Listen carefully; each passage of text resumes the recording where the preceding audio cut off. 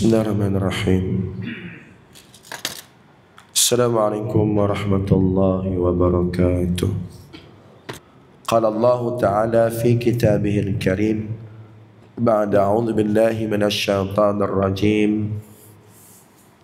Ya ayyuhan nabiyyu inna arsalnaka syahidan wa mubasysyiran wa nadhira wa da'iyan ila Allah bi'idnihi wa sirajan munira.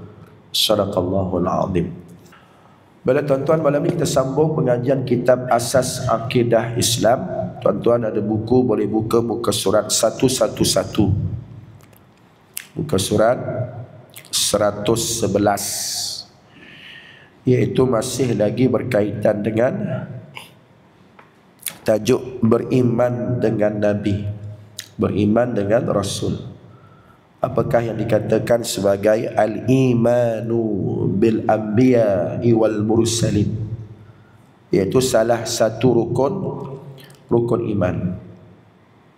Rukun iman yang keempat iaitu beriman dengan Nabi dan Rasul. Kita dah baca pengenalan pada 2 bulan yang lepas.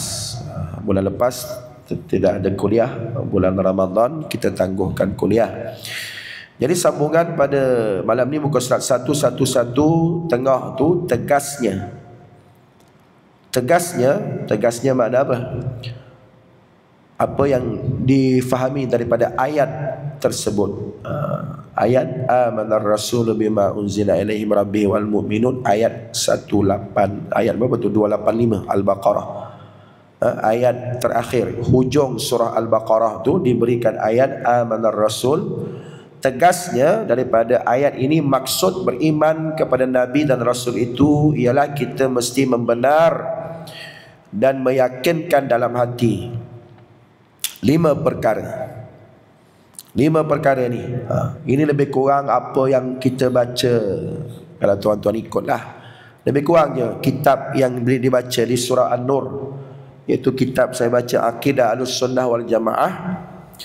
Pun sama juga ada tajuk beriman dengan Nabi dan Rasul. Tapi dah lepas lama dah, kot dalam 7 tahun 8 tahun sudah. Lama dah tu, 7-8 tahun sudah. Beriman dengan Nabi, huraian dia ada dalam kitab Aqidah Ahlussunnah wal Jamaah yang saya baca di surah An-Nur Taman Indah Jaya. Yang ni lebih kurang lah 5 perkara. Yang pertama, beriman dengan Rasul Nabi ialah bahawa yakin dan membenarkan. Yakin makna jazam, secara jazam.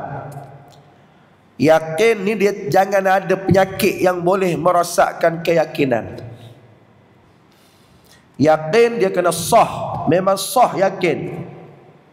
Mari penyakit mengganggu ketulinan yakin, maka tak panggil yakin. Cacatlah yakin tu. Contoh, syak. Aku ni yakin pun ya, syak pun ya. Tak mahu macam tu. Tak boleh 2 benda yang bertentangan berada pada satu perkara. Tak. Yakin pun yakin, syak pun syak. Tak munasabah. Yakin secara jazam, secara pasti, tidak ada benda-benda yang merosakkan keyakinan tersebut. Kita dah baca, saya tak payah ulang lah. Saya pun tak ingat bab mana, muka surat berapa, mungkin 3-4 tahun lepas dah baca. Waham, syak, apa lagi, zon. Walaupun sebesar darah. Walaupun sebesar darah. Ya ke? Tapi aku yakin, tapi adalah sikit. Sikit aku tak berapa. Tak mahunya. Yakin secara jazam dan pasti. Orang Kelantan kata tak gogek. Kamu faham tak orang Perak? Tak gogek. Tak gogek tu apa? Tidak goyang. Langsung tak goyang. Keyakinan dia. Dan yakin dan percaya, membenarkan sadaqah. Membenar tu bukan memberi kebenaran. Tak, memberi kebenaran. Saya sebagai guru besar memberi kebenaran. Bukan membenarkan, mengizinkan. Membenar kata mengatakan ia benar, mengatakan sesuatu itu benar dan yakin secara jazam pasti 100%, tidak ada syak, tidak ada waham, tidak ada zon. Apa tu? Yang pertama, bahawa Allah Ta'ala telah memilih di kalangan manusia. Maknanya yakin Nabi dan Rasul pilihan Allah. Allah pilih. Tak adanya Nabi Rasul mengaku lantik diri sendiri. Aku Nabi, aku Rasul. Siapa lantik? Aku sendiri lantik. Tak ada. Nah, yakin. Rasul Nabi, 25 Nabi Rasul yang disebut namanya dalam Al-Quran lah. Nabi ni ramai 124,000 kata ulama. Rasul pula 313 kata ulama. Tapi 25 ambil daripada Quran yang sebut nama terang-terang, daripada Adam, Idris, Nuh, Saleh, Ibrahim sampai kepada Yahya, Zakaria, Isa, Muhammad sallallahu alaihi wasallam. Semua itu adalah Allah Ta'ala telah memilih. Makna pilihan Allah. Tak boleh kata Nabi Muhammad Allah pilih. Oh yakin. Oh Nabi Muhammad pilihan Allah. Tapi Nabi Musa dia lantik dia sendiri. Tak boleh, kafir juga. Aku ingat Nabi Ibrahim tu Allah tak lantik pun. Dia sendiri lah mengaku. Dia lantik dia sendiri. Tak, kaum dia lantik. Dia telah kufur kepada ketetapan Allah. Tidak memberi makna, tidak memberi maksud yang sebenarnya kepada beriman kepada Rasul. Beriman kepada Rasul. Siapa Rasul tu? Pilihan Allah di kalangan manusia. Manusia. Kalau kita kata Nabi ni orang ke apa? Macam bukan orang. Nabi ni malaikat. Tak boleh.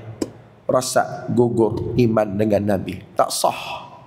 Kalau kata Nabi ni malaikat, kerana termasuk keyakinan pilihan Allah di kalangan manusia. Nabi-nabi dan rasul-rasul untuk menyampaikan perintahnya kepada manusia.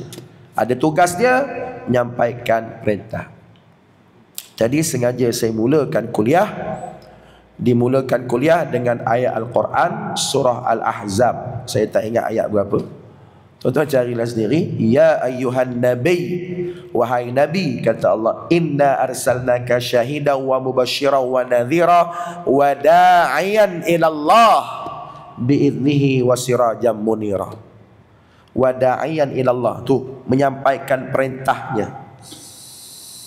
Menyampaikan perintahnya. Nya tu siapa? Allah. Perintah Allah turun pada Nabi. Nabi sampai pada umat dia. Wada'iyan, kamulah da'i wahai Muhammad. Bukan Nabi kita Muhammad seorang je lah. Mana-mana Nabi, Nabi Ibrahim ke, Musa ke, Nabi apa ke, semua tu da'iyan, menjadi da'i, penyeru berdakwah kepada apa? Ilallah, dakwah manusia supaya beriman pada Allah dan menyampaikan perintah Allah. Itu nombor satu. Biar mantap, biar kukuh, yang nombor satu. Tak lepas nombor satu, tak payah baca lah nombor dua. Nombor satu pun tak lepas. Nombor dua, kalau mu hebat setara mana pun, nombor tiga mantap setara mana pun, tidak ada maknanya. Jadi faham nombor satu, tak ada masalah, senang sahaja.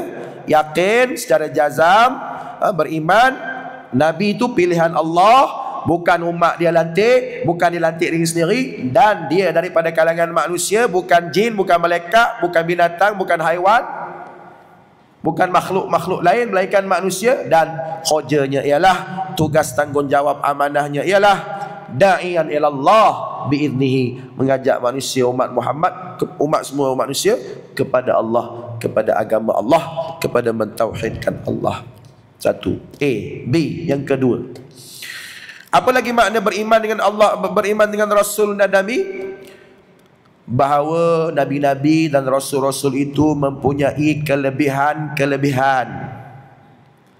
Ada lebihnya. Kelebihannya apa? Bahasa Arab apa? Dia lebih orang apa nak sebut, jelira ni ada tak bahasa surat saya pun tak pasti. Jelira ni maknanya perkataan tu lebih tepat. Kalau kelebihan tak berapa tepat. Sebab ada perkataan Arab, minta maaf orang Melayu, bahasa Melayu ni miskin, bahasa Arab kaya. Ada perkataan Arab yang bahasa Melayu tak mampu terjemah dengan tepat. Sudahnya pakai juga bahasa Arab. Contoh berkat, barakah. Barakah bahasa Arab, Melayu terjemah apa? Berkat. Tak maulah terjemah main numpang bahasa Arab juga. Apa nak terjemah? Tak ada. Cikgu Jo, cuba ada perkataan lain berkat. Apa? Barakah. Al-barakah. At-tahiyatul mubarakah. At-tahiyatu al-mubarakatu. Nak terjemah apa? Mubarakah. Mubarak. Ada orang nama Mubarak. Cantik nama Mubarak. Apa makna Mubarak? Mubarak. Apa makna Mubarak? Yang diberkati. Ramadan al-Mubarak, bulan Ramadan al-Mubarak. Jadi tak ada makna, bukan tak ada makna, tak ada perkataan yang nak menterjemah barakah. Jadi di sini kelebihan tu biasa je lah kelebihan. Sebab bukan Nabi je, manusia biasa ada kelebihan, ulama ada kelebihan. Lepas tu perkataan ni adalah fadilah. Fadilah. Yang ada pada Nabi. Dan kita doa fadilah Nabi ni melekat, kekal sampai di mahsyar, sebagaimana doa dalam doa selepas azan. Allahumma rabb hadhihi da'wati tammah was salatil qa'imah ati sayyidana Muhammadanil wasilata wal fadilah. Biar faham fadilah tu bukan fadilah nama rumah kita, nama isteri kita, nama mak kita, bukan. Fadilah ialah nama orang juga, tapi nak ceritanya al-fadilah tu kita doa lepas azan tu. Ati berikanlah ya Allah, memang ada dah, cuma kita doa lagi bertambah-tambah kelebihan Nabi sallallahu alaihi wasallam. Kalau kita tak doa pun memang ada pun. Kat Nabi tu memang ada dah kelebihan dia. Ati sayyidana. Bila kita doa, seluruh umat Muhammad doa. Sebab tu Nabi kata, siapa-siapa nak syafaat aku, siapa-siapa nak wajib ke atas dia syafaat, jangan tinggal doa selepas azan. Ambil berat, jangan ambil mudah. Ada orang ambil mudah doa selepas azan. Doa selepas azan baca main-main je. Wa ba'ath ati sayyidina Muhammad al-wasilata wal fadilah. Kelebihan yang ada pada Nabi sebagaimana maksud beriman dengan Nabi. Ada kelebihannya dan sifat-sifat istimewa. Fadilah, kelebihan dia ada, sifat istimewa dia pun ada. Sebab tu kalau orang menyamakan, dia kata syekh aku, tok syekh aku pun macam tu juga, masalah besar tu. Masalah besar apabila mengatakan kelebihan yang ada pada Nabi ada juga pada syekh dia. Biar mengaji, biar puas hati. Mengaji akidah ni biar puas hati. Beriman pada Nabi dan Rasul dengan makna Rasul, Nabi ada kelebihan istimewa, sifat-sifat dia. Nabi Rasul je lah, tak termasuk syekhmu. Kalau ada riwayat mengatakan Abdullah bin Zubair, anak kepada Zubair Al-Awwam, pernah meminum darah Nabi sallallahu alaihi wasallam. Ada riwayat hadis. Abdullah bin Zubair, budak lagi lah, bapak dia Zubair Al-Awwam, sepupu Nabi, sahabat Nabi. Kan Nabi kan berbekam. Nabi berbekam darah Nabi itu. Nabi bagi dekat Abdullah tu. Tak, Abdullah peminum, maka meminum darah Nabi. Lepas tu boleh minum darah syekhmu, minum darah tok guru. Dia pun kias, tak apa, darah tak boleh, air basuhan kaki, air ludah, semua tu lah. Dengan i'tiqad, ada kelebihan dia. Darah Nabi ada lebih. Darah Nabi tu Nabi. Pasal apa nak sama dengan syekhnya? Kalau macam tu sama lah. Lulu ke tak lulu? Nombor 2 ni. Tak. Jangan taksub, jangan ulu. Ulu la taghlu fi dinikum. Jangan melampau-lampau dalam urusan agama kamu. Tarekat tu, tarekat ni lah, macam-macam. Yalah, bukan semua tarekat tu sesat, tapi nak kata tak ada yang sesat pun tak boleh. Bukan semua tarekat itu sesat, tapi tak semua betul. Hati-hati. Tarekat-tarekat yang mengangkat taksub, memuja, mendewa-dewakan syekh, boleh minum air kaki dia lah, boleh minum air ludah kahak dia lah. Itu mengarut. Seolah-olah kamu nak menyamakan title, status, level, tahap kemuliaan syekh sama macam Nabi. Sedangkan ini kelebihan sifat ini hanya pada Nabi dan Rasul sahaja. Yang melebihi sifat manusia biasa lebih pada sifat manusia biasa. Tak sama dengan syekh, walaupun syekh dia tetap manusia biasa. Bukan lantikan Allah. Dia tak ada wahyu pun, dia bukan maksum pun, Quran tak turun pada dia pun. Kata-kata dia boleh terima, boleh tolak. Kata-kata Nabi, kata-kata Nabi boleh terima, boleh tolak.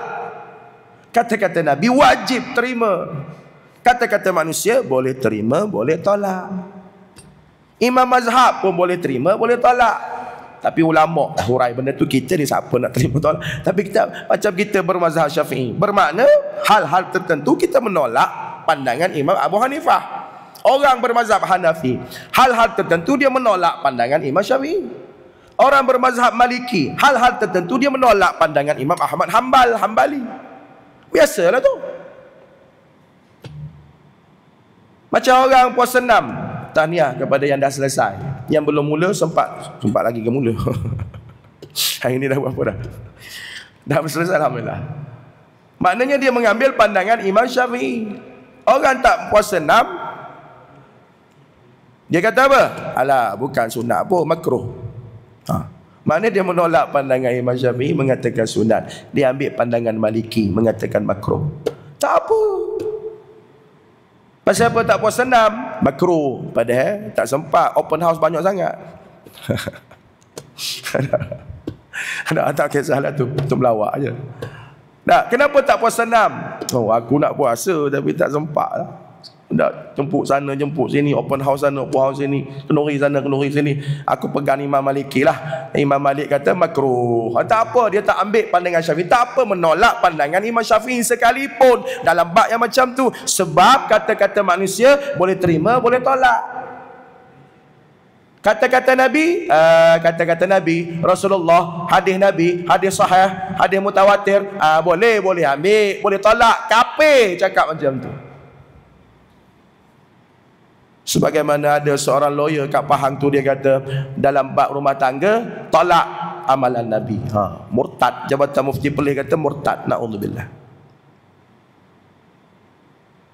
Bab Nabi ni bab ibadah boleh ibadah ikut Nabi, akidah ikut Nabi, bab sembahyang puasa ikut Nabi. Bab rumah tangga tak boleh pakai. Bab rumah tangga tak boleh pakai. Nabi ni bininya ramai, isterinya ramai, tidak adil, tolak dalam bab tu. Murtad dia. Bukan saya kata, Mufti Perlis kata. Asyah Abdul Jalil, lawyer kat Pahang. Sebab apa dia? Ni ya. Dia ingat Nabi itu siapa dia? Istimewanya dia, kelebihan dia tak macam manusia biasa. Semua perkataan dia adalah wahyu, wajib terima semua. Wajib terima semua. Okey. Faham nombor 2. Settle, tak ada masalah, senangnya. Fadilat, ada kelebihan lebih pada manusia biasa, dan sifat istimewa. Sifat istimewa itu apa dia? Dah baca sebelum ni kan? Iaitu sifat-sifat wajib. Sidik, amanah, tabligh, fatanah. Tak samalah. Sidik Nabi tak sama sidik dengan orang lain. Sidik Nabi, benarnya Nabi tak sama dengan benarnya orang lain. Abu Bakar pun as-siddiq juga. Sidik Nabi ni jujur, al-amin. Amin lain pula amanah. Amanahnya Nabi tu. Fatanah Nabi. Fatanah apa? Bijaksana Nabi. Sahabat pun bijak juga, ulama pun bijak juga, tapi tak sama dengan fatanah Nabi tu. Tu istimewanya. Tabligh, kharaja Nabi menyampaikan. Sahabat-sahabat pun menyampaikan juga agama ini. Ulama-ulama kita pun menyampaikan juga ilmunya. Tok-tok guru kat pondok, kat mana, pensyarah universiti pun menyampaikan ajaran-ajaran agamanya. Tapi tak sama pun, tak sama dengan apa yang Nabi buat. Tabligh, sifat menyampai yang ada pada Nabi. Istimewanya luar biasa. Sebab tu kalau orang taksub, orang fanatik, gulu, melampau kepada syekh-syekh tarekat ke apa, ulama pujaan dia ke, dia menyamakan sifat tu letak sama macam Nabi, maka dia telah gagal untuk menghayati kefahaman nombor 2 ni. Sifat istimewa, kelebihan-kelebihan hanya ada pada Nabi dan Rasul, melebihi sifat manusia biasa. Nabi tak tahu tarikh kiamat. Tiba-tiba ada, dia kata, Syekh aku tahu tarikh kiamat. Tu tak payah cakap banyak, memang confirm, karut, sesat, murtad, rosak akidah. Jibril tanya Nabi kan, bila kiamat? Nabi kata tak tahu, mu lagi tahu kot. Nabi jawab macam tu. Tiba-tiba dia kata, Syekh aku tahu kiamat bila. 2020 pun ni tak kiamat pun. Nah, tarikh bila lagi? Mula-mula 2012 ada juga kiamat tak? 2012 tak kiamat. Mari pula ramalan, ramal lagi 2020 tak kiamat juga. Tak tahulah tak bila tahun bila pula ramalan-ramalan orang percaya ajaran sesat percaya konon-kononnya kiamat. Sedangkan yas'alunaka 'anis sa'ati ayyana mursaha qul inna ma'al 'inda rabbi la yujalliha. Surah Al-A'raf.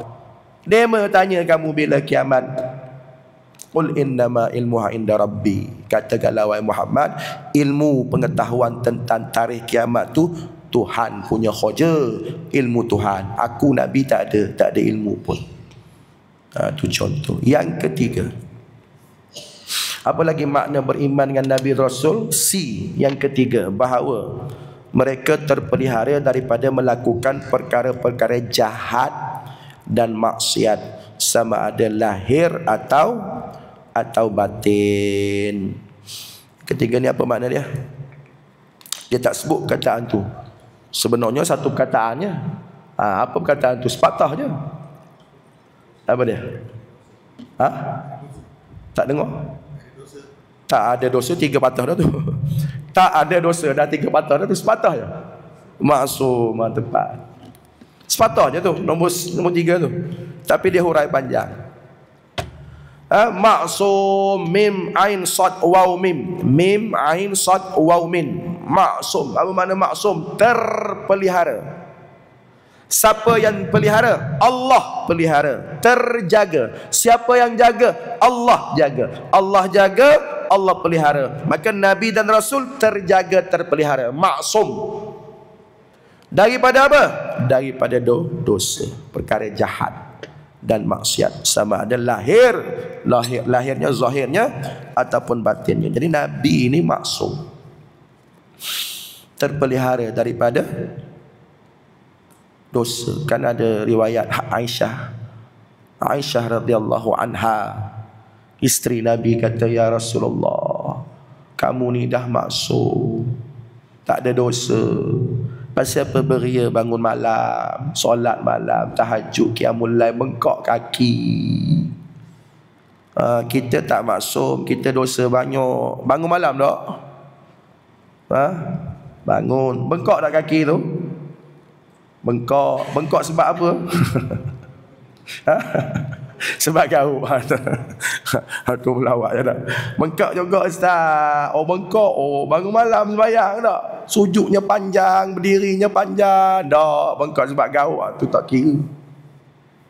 Tak, riwayat hadis sahih. Aisyah kata, ya Rasulullah, tak ada dosa dah. Apa beria lagi bangun malam, qiyamul lail, tahajud, berdiri lama. Nabi sembahyang dalam tahajud baca Al-Baqarah. Tak cukup Al-Baqarah, baca Ali Imran. Al-Baqarah berapa ayat, Ali Imran berapa ayat. Kita bangun malam baca apa? Qul huwallah, tu pun kerak 2. Qul huwallah kerak 2. Jauh beza tak? Itulah Rasulullah. Jadi apa jawab Nabi? Ya betul, aku maksum lah. Afala an akuna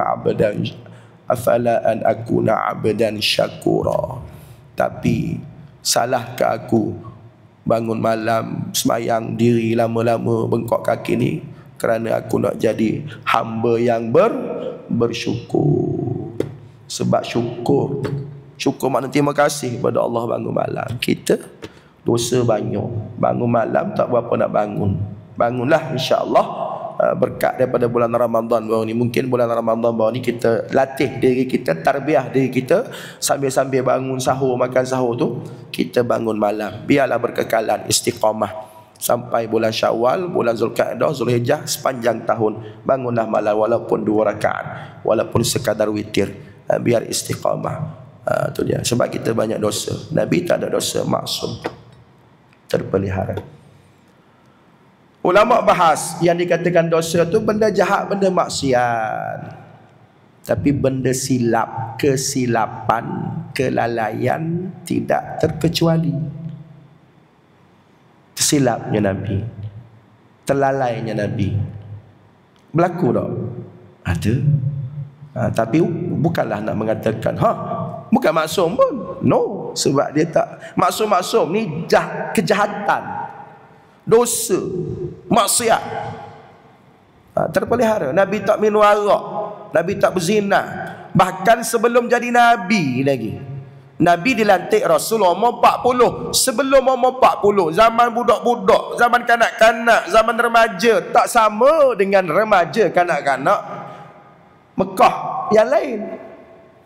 Sebab tu ikut pak saudara berniaga. Abu Talib kan berniaga.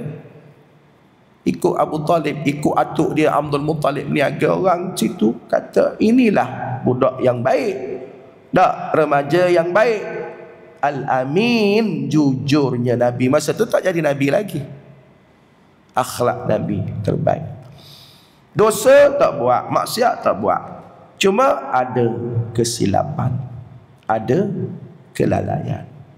Tidak terkecuali kerana Nabi itu manusia. Manusia ada salah dan silap. Contoh, Nabi tidak sempat untuk melayan sahabat Abdullah Ummi Maktum kerana sibuk layan tetamu daripada pembesar-pembesar Quraisy. Abdullah Ummi Maktum mari nak layanan Nabi, mari nak tarbiyah daripada Nabi, mari nak ambil nasihat Nabi. Nabi tersilap, terlalai, terleka kerana sibuk nak layan pembesar-pembesar Quraisy. Itu tak sampai kepada peringkat dosa. Maka turun ayat abasa wa tawalla. Ada orang tu masam muka dia, ada orang tu berpaling daripada sahabat dia. Allah sindir pula Rasulullah sallallahu alaihi wasallam. Abasa, adalah orang tu dia masam muka. Allah tak kata mu masam muka. Cara Allah tegur. Allah tak kata Muhammad masam mukamu. Tak. Allah kata abasa, dia tu masam muka. Wa tawalla, dia tu berpaling. Dia tu siapa? Rasulullah lah. Nak mengingatkan Nabi. Itu biasa sifat manusia. Tapi dosa, jahat, maksiat, punyalah mungkar, benda-benda yang Allah marah tu, benda-benda yang membuatkan perkara-perkara yang mendatangkan dosa, kemungkaran yang dijanjikan azab kubur, azab neraka, tidak mungkin berlaku pada Nabi sallallahu alaihi wasallam dan nabi-nabi lain, kerana mereka itu adalah maksum. Siapa-siapa mengaku maksum pun sama juga. Dia mengaku maksum, maknanya dia mengaku dia Nabi. Sebab sifat maksum itu sifat Nabi. Ataupun menganggap ada lain pada Nabi maksum. Ulama tu maksum, mu jangan kata kat dia tok guru. Mu jangan kritik pandangan dia tok guru. Mu jangan bantah nasihat dia tok guru, dia maksum. Tu masalah. Tak, tapi kalau kata janganlah kritik pandangan dia, mu siapa? Dia ulama. Tak apa lagi. Masih lagi sempadan dia. Tapi kalau dia kata dia tok guru, dia ulama, dia maksum, tu masalah. Itu dah melampau, itu dah ulu, itu dah ta'asub. Kerana yang maksum Nabi dan Rasul. Yang keempat, seterusnya yang keempat, apa lagi yang dikatakan beriman dengan Nabi dan Rasul?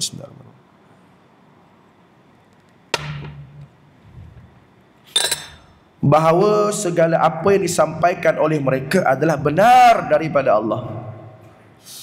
Yang disampaikan oleh Nabi Rasul daripada Allah benar. Ini namanya apa? Satu batah juga. Tadi satu perkataan dia maksum, Saya nak tanya tuan-tuan, apa? Cuba sebut sepatahnya ni. Segala apa yang disampaikan oleh mereka adalah benar daripada Allah, sama ada mengenai hukum-hukum atau perkhabaran ghaib dan sebagainya. Itu kesimpulan dia. Kesimpulan daripada satu perkataan. Apa perkataan tu? Syirik, Pak. Syirik benar. Syirik betul, tapi bukan perkataan yang saya nak. Yang lebih tepat ada lagi. Apa dia, Tuan Haji? Tabligh. Hampir tepat. Tabligh hampir tepat. Apa benda yang ditabligh? Tabligh itu menyampaikan apa benda yang disampaikan tu. Hampir tepat tu. Sikit lagi. Apa dia, Bang? Wahyu. Tu, itu yang saya cari. Tepat. Kataannya wahyu. Tabligh itu ambil tempat. Cuma tabligh itu tugas. Saya tanya benda. Sebab tabligh ni dari segi bahasa. Tabligh dari segi bahasa lah. Tak, bukan dari segi istilah makna wajib pada Nabi tu. Dari segi bahasa, tabligh ni kita kata penyebar ajaran sesat tu pun tabligh juga. Penyebar ajaran sesat tu tabligh juga. Tabligh mana menyampaikan. Apa benda dia sampaikan? Kesesatan. Kalau kata wahyu, wahyu tak mungkin sesat. Nampak? Faham tak? Dari segi bahasa, lughatan. Tapi kalau tabligh, letak pada Nabi itu istilah. Istilah syarak, memanglah istilah syarak, tabligh menyampaikan wahyu kebaikan. Tu. Tapi dari segi bahasa, tabligh menyampaikan. Ayah pen pun tabligh juga. Ayah pen sampai apa? Bayang sesat. Apa lagi selain ayah pen? Ajaran sesat. Hasan anak rimau pun tabligh juga. Hasan anak rimau ni Kelantan lah. Kau orang Perak mungkin tak tahu tu. Hasan anak rimau ni ajaran niat, pakai niat. 80-an dulu. 80-an dulu saya budak-budak lagi. Ajaran Hasan anak rimau. Apa dia? Dia sampaikan apa? Niat. Tak payahlah sembahyang. Aku ni pakai niat je. Tu. Ajaran sesat apa lagi? Selangor tu. Kahar. Nabi, bukan Nabi pun. Bukan Nabi. Kahar, mengaku Nabi. Tabligh juga. Dia sampaikan apa? Dia sampaikan benda-benda karut. Orang Tolak Intan pun ada minta maaf. Orang Tolak Intan, Raja Bomoh. Tabligh tak? Tabligh juga. Dia sampaikan apa? Dia sampaikan benda khurafat. Minta maaf lah orang Tolak Intan. Baru ni bertaubat dah depan Dr. Zul. Lepas tu buat lagi. Siapa nama dia? Ibrahim ke apa? Ibrahim Azin. Moga-moga dia diberi hidayah bertaubat. Sempat bertaubat. Benda khurafat. Dia sampaikan apa? Dia sampaikan khurafat. Tabligh juga. Itu segi bahasa.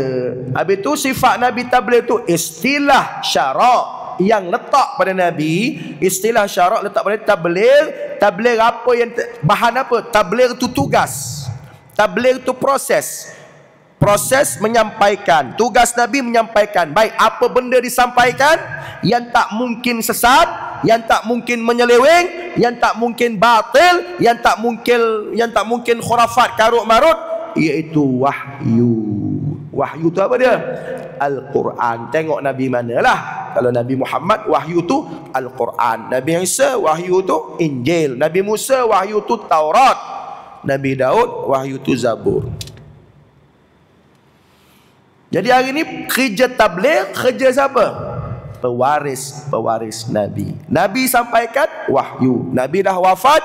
Siapa nak sampaikan wahyu ni? Siapa nak sampaikan ajaran Quran ni? Al-ulama warasatul anbiya. Ulama pewaris Nabi. Dia buat kerja-kerja yang selayaknya bagi ulama muktabar, menyampaikan perkara-perkara daripada wahyu. Jadi benar belaka. Apa yang disampaikan oleh Nabi adalah benar. Tak ada karut marut. Tak ada karut marut. Yang disampaikan oleh Nabi Al-Quran, lain pada Al-Quran hadis-hadis sahih. Tak, sama ada mengenai hukum hakam. Hukum hakam yang disampaikan oleh Nabi, Nabi kata haram-haram lah, wajib-wajib lah benda tu. Kalau sah lah, batal lah. Atau perkhabaran ghaib, benda-benda ghaib yang tak ada siapa faham benda tu melainkan Rasulullah. Rasulullah pun tak faham kecuali apa yang dikhabarkan oleh Allah. Bukan semua benda ghaib pun. Tarikh kiamat ghaib, Nabi tak tahu sebab Allah tak izin bagi tahu. Alam barzah Nabi tahu sebab setakat mana Allah izinkan ilmu mungkar nakir. Syurga neraka, alam ghaib barang tak nampak dan sebagainya. Jadi yang keempat tu, yakin Nabi membawa wahyu, beriman Nabi ada wahyu, dan beriman dengan wahyu tu. Sebab tu baru ni orang duk viral, dia duk main chat GPT. Dia tanya siapakah tokoh paling berpengaruh dalam sejarah tamadun dunia. Chat GPT tu jawab Rasulullah sallallahu alaihi wasallam. Chat GPT ni agama apa ni sebenarnya? Tahu tak Chat GPT? Zaman Chat GPT, Chat GPT ni AI, zaman AI ni, artificial intelligence. Artificial intelligence, AI, apa makna? Kecerdikan tiruan. Tak, dia tanya, dia data robot setting robot. Dia bukan orang. Nak ceritanya dia ambil mana daripada data daripada tulisan, buku-buku tulisan, walaupun orang kafir tulis. Siapa nama tu? Profesor Michael Hart, profesor mereka. 100 orang paling berpengaruh dalam dunia, diletak nombor 1 Nabi Muhammad sallallahu alaihi wasallam. Tapi dia tak beriman pun, dia Kristian. Maknanya apa dia? Dia terima Nabi Muhammad hebat. Nabi Muhammad dia punya pengaruh besar. Nabi Muhammad cerdik, tapi dia tak terima pun apa yang dibawa oleh Nabi itu wahyu. Buktinya dia tak masuk Islam. Sama lah Chat GPT pun. Lagi Chat GPT bukan orang. Chat GPT ni sistem robot, data-data, taiklah tanya apa pun keluar. Tak, abang ni orang dok share nak jadi gambar kita ni muda. Duk main-main, duk macam-macam. Dia bagi gambar dia, tolong khabar dekat Chat GPT tu, tolong edit biar nampak muda. Udah tak ada hoja. Ada yang janggut putih ni janggut putih udah jadi hitam semua. Tu hati-hati ya. Ya betul, ada manfaat dia, ada faedah dia, ada kebaikan dia. Tapi ingat, hati-hati, ada juga bahaya dia. Ada juga bahaya dia. Serba-serbi boleh belajar, nak buat jahat pun boleh. Tak, waliyadzubillah. Macam pisau lah. Pisau pada tangan yang betul, maka dapat pahala. Pisau pada tangan penyembelih lembu-lembu korban, insya-Allah dapat pahala. Pisau pada tangan muslimat, isteri-isteri salihah, masak untuk suami, dapat pahala. Tapi pisau letak tangan penyamun perompak, dosa. Begitulah teknologi. Baik, insya-Allah masuk yang keempat, yang kelima, yang terakhir. Yang kelima, yang terakhir, bahawa mereka pernah dikurniakan berbagai-bagai mukjizat untuk membuktikan kebenarannya. Yang kelima, dia punya fokusnya ialah pada perkataan mukjizat. Yang tadi wahyu, Nabi ada wahyu. Yang kelima, mukjizat. Mukjizat apa? Apa makna mukjizat? Dari segi bahasa.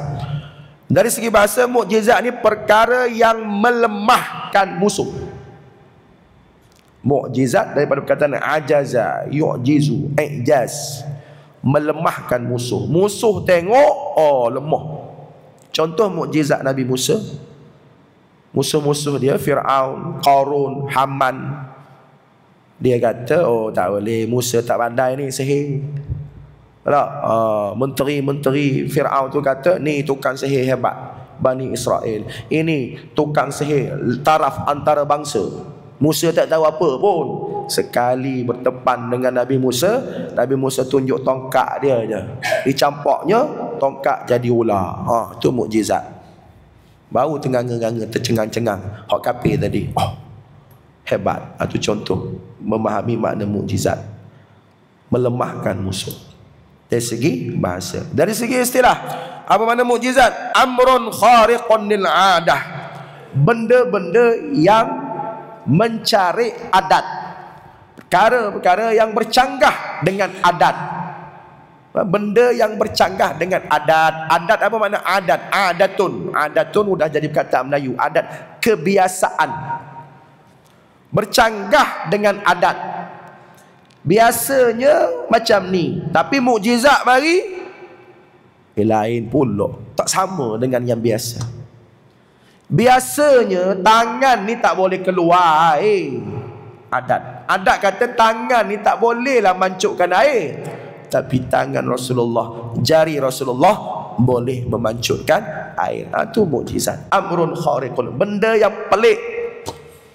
Isra' Mi'raj antara mukjizat. Biasanya tak munasabah dah satu malam boleh sampai ke Palestin. Tapi dalam mukjizat memang macam itulah. Bercanggah dengan adat. Adat kata tak munasabah boleh naik ke langit. Tapi mukjizat boleh berlaku. Benda-benda pelik pada Rasulullah sallallahu alaihi wasallam, pada nabi-nabi lain dipanggil sebagai mukjizat. Untuk apa dia? Untuk membuktikan kebenarannya. Iqtarabatis sa'atu wa syaqqal qamar. Baca surah Al-Qamar. Orang kafir tak percaya Muhammad. Betul ke Muhammad Nabi? Sembang je kot. Betul ke Muhammad ni Rasul? Sembang je kot. Tunjuklah apa benda boleh buat. Maka Nabi tunjuk jari kepada bulan. Bulan pun terbelah. Terbelah bulan. Benda pelik. Benda yang khariqun la'adah, bercanggah dengan adat. Orang kafir hak degil juga tak beriman juga. Tapi hak beriman, hak nengok, bergantung kepada hidayah Allah Ta'ala. Ada yang beriman melihat pada mukjizat, ada yang degil tak beriman juga, kafir sampai ke sudah. Waliyadzubillah. Itu mana mukjizat. Manusia biasa ada tak mukjizat?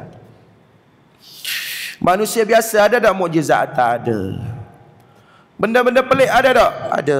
Tapi tak panggil mukjizat. Dia panggil karamah untuk ulama. Benda pelik ada tak? Ada. Untuk orang kafir namanya sihir. Sihir. Samiri hidup zaman Nabi Musa. Dia boleh buat patung. Patung tu bercakap. Pelik tak? Macam mana patung boleh bercakap? Dibuat daripada emas. Patung bentuk anak lembu. Baca surah Al-Baqarah. Pelik tak? Pelik. Dia boleh ambil emas, diukirnya emas, maka jadi patung, dibuatnya bentuk anak lembu, boleh bercakap lah pula. Pelik tak? Pelik. Mukjizat ke? Tak, bukan mukjizat. Dia kafir. Maka panggil sihir. Orang ni duduk nyantau-nyantau orang. Pelik lah. Tak makan apa sebulan, tak makan. Tiba-tiba muntah keluar paku.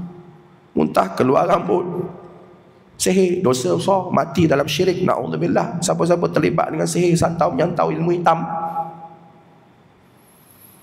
Kalau benda tu letak pada orang soleh, tuan guru kat Melaka siapa nama? Tuan guru Abdul Wahid, yang Ustaz Hazan cerita, kereta habis minyak, diisinya air boleh jalan. Itu karamah. Sebab dia tu ada kelebihan. Orang soleh, tuan guru Abdul, Allah yarham, Sungai Udang, Melaka. Koma terates balik garam, kereta tak ada minyak, isi air, gerak ke tak? Kalau gerak, koma wali Allah. Itu melawat.